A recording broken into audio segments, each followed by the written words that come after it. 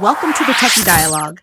In today's video, I'm going to show you how to split audio tracks in VLC Media Player, step by step. VLC Media Player is a great tool, and it's super easy to split audio with it.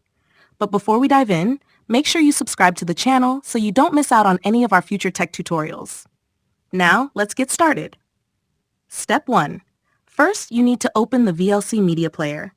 Make sure you have the program installed, and if you don't, head over to the official VLC website and download it.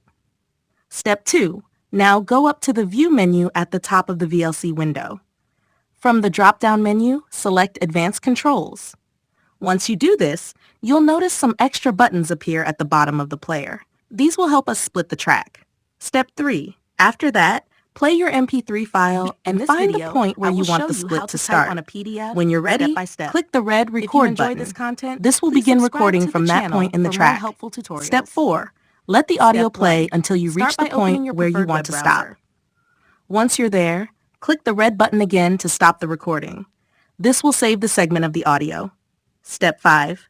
Next, head to the Tools menu at the top and select Preferences.